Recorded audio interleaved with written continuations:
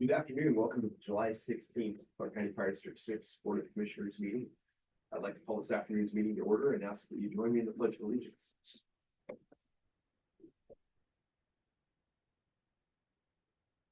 I pledge allegiance to the flag of the United States of America and to the republic for which it stands, one nation, under God, indivisible, with liberty and justice for all.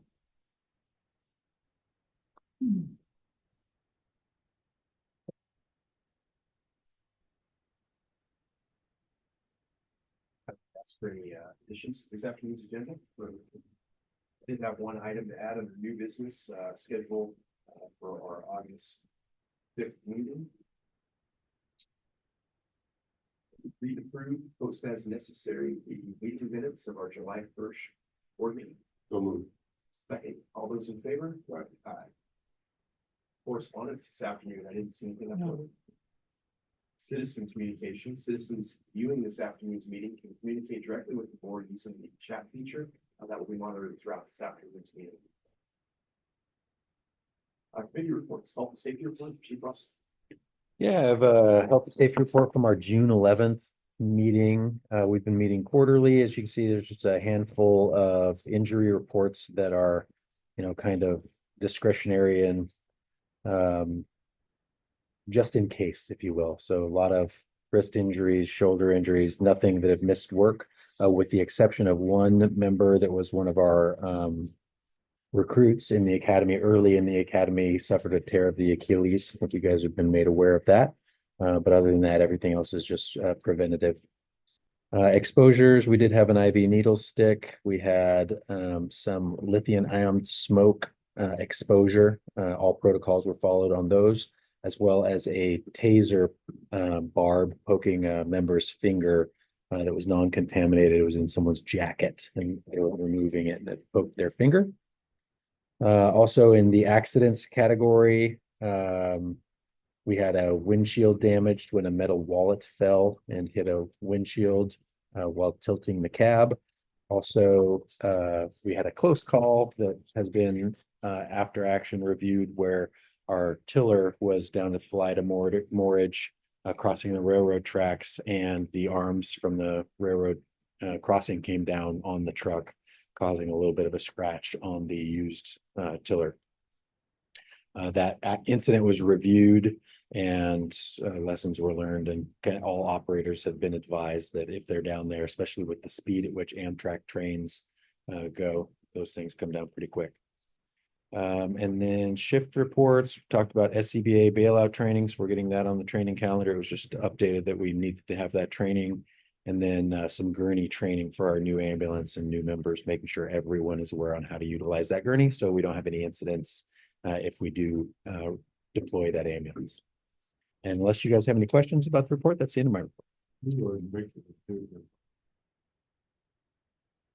Yeah, that would be a company officer contacting the BC saying, hey, we have got a long response time from AMR.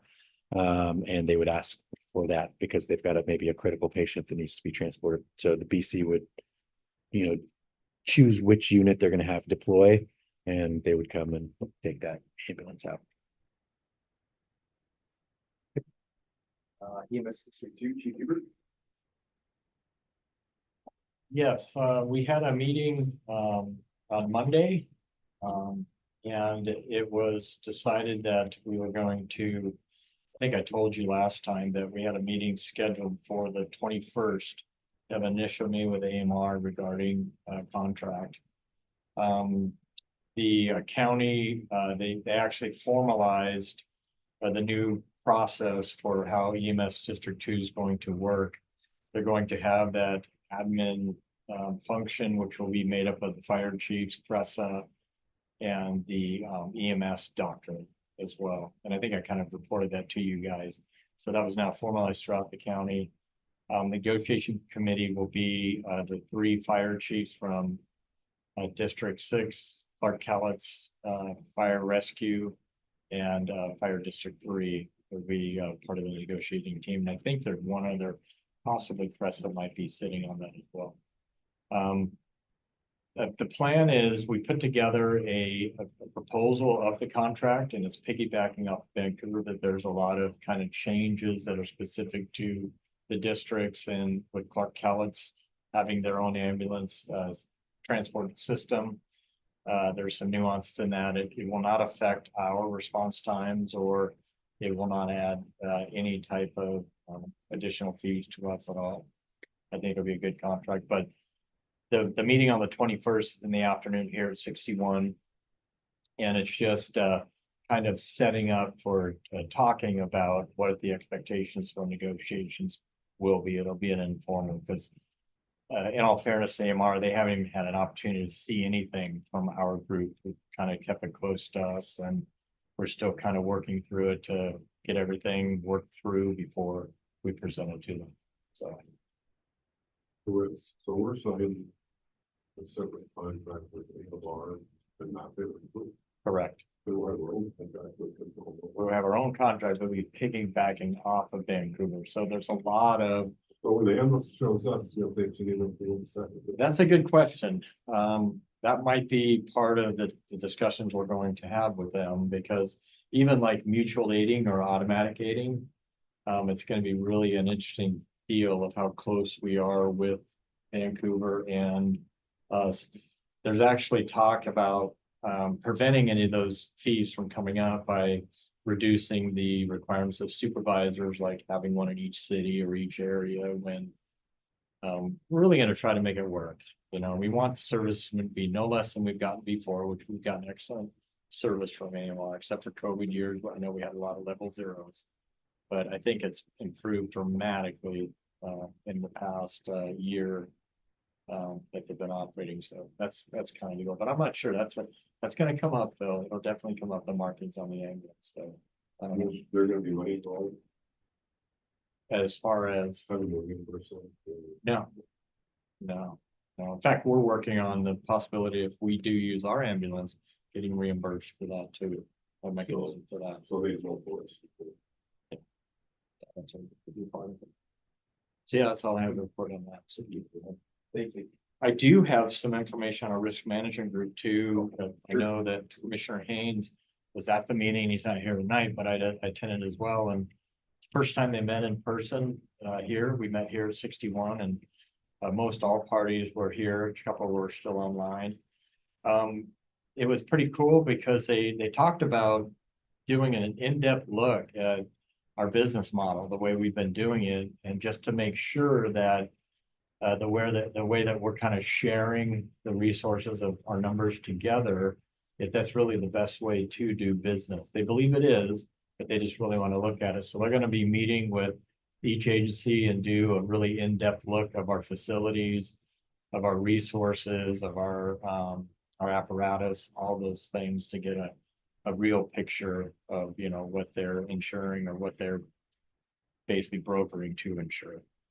Who's that, Josh? Yeah. Super impressive though. I mean, it was, I think we got the right group for to protect our district.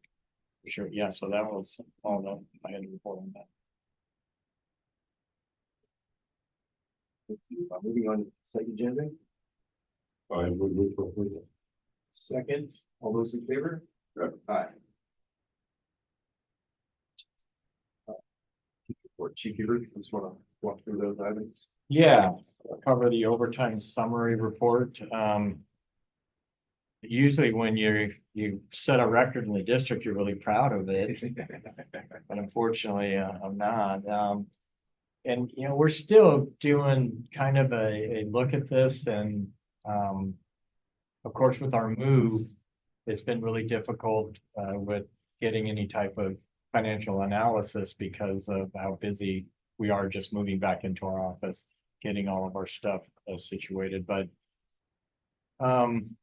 as you can see on there, we exceeded almost $300,000.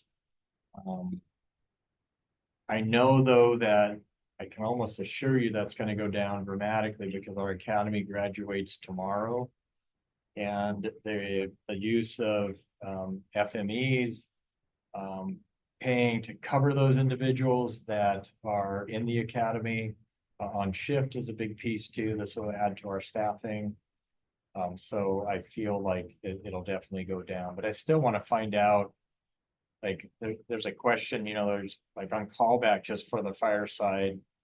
You have almost 3,000 hours of, used, and I want to know like how many of those are vacation, how many of those are holiday, because that's a cost to us, right? We give our employees vacation and there's a cost to reimburse that. So I just want to really drill down to see what the true overtime cost is for our district. So we're working on that. I know I've been saying that, but I promise you we'll have something hopefully by next month when we do this report that'll be a little bit more definite about where we're at.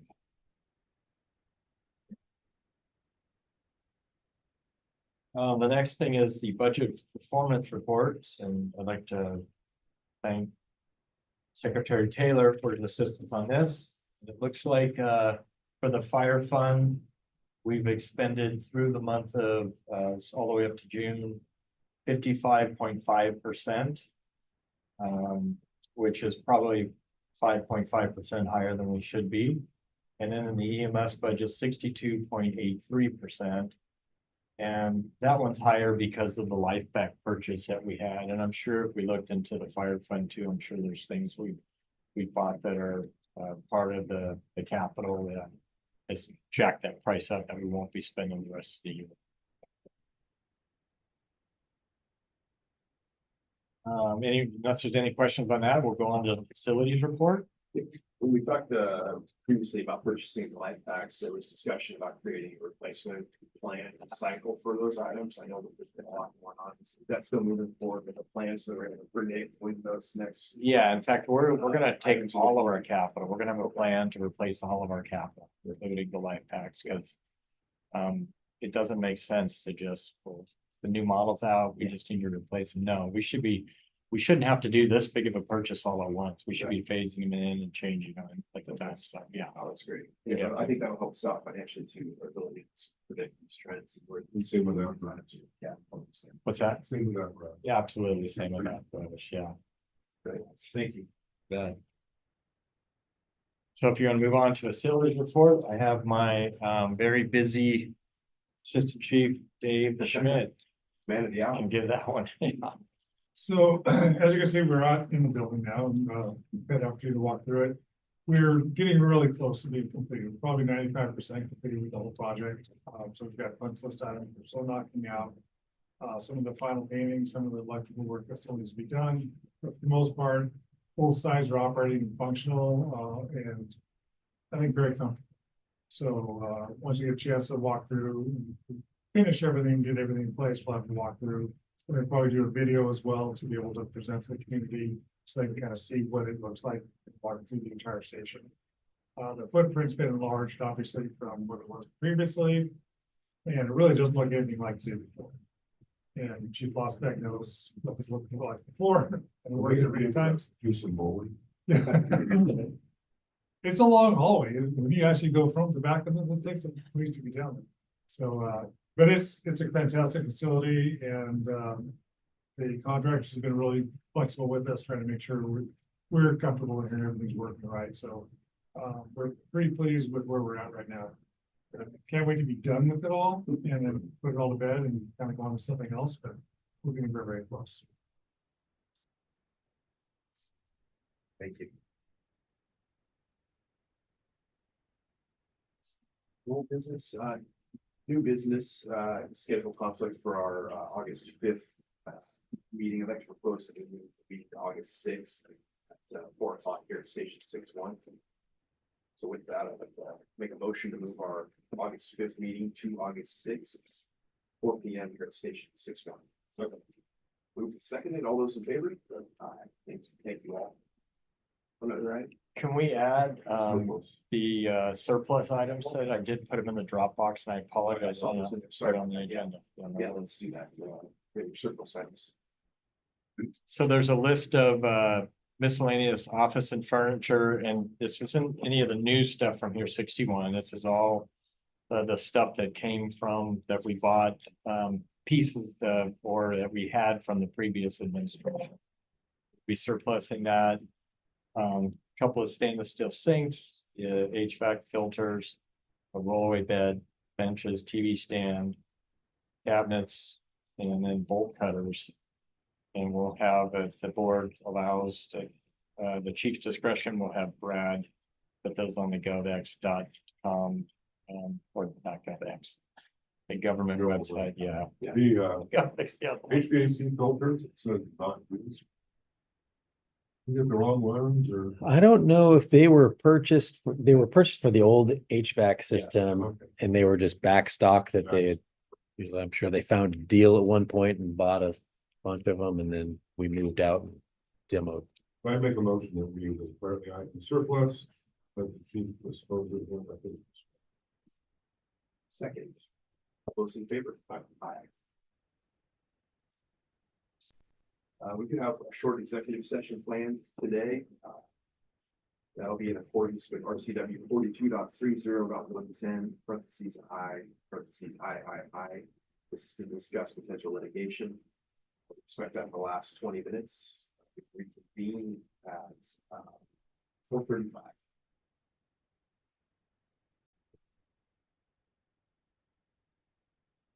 Board met executive session and took no action.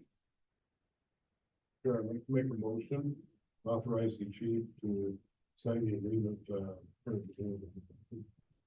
Second that. It's been made, seconded, all those in favor? Aye. Thank you. Round table going to the order.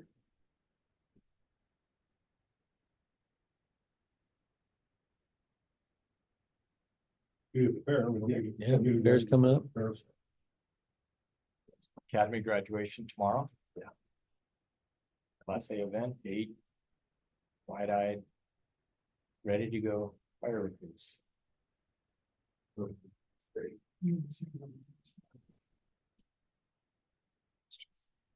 Wow, yeah, at 4 o'clock, right? Yep. 4 o'clock. 4 or 5. Ooh, might be 5. Feels like we got. Is it 5? I think it's 5 o'clock. Okay, I'm sorry, we're supposed to be there for you. Yeah. Okay. So our invite was 4 to get there early instead of at 5 o'clock. And we're gonna have them turn the air conditioner on. so- Yeah. Yeah, they shut that down, they shut the AC down. And the last time we were there, it was really warm. Well, there's summertime, I think they keep it at 75. Because the generally don't allow to get like grills are like that. Quite a long time. Open up the doors.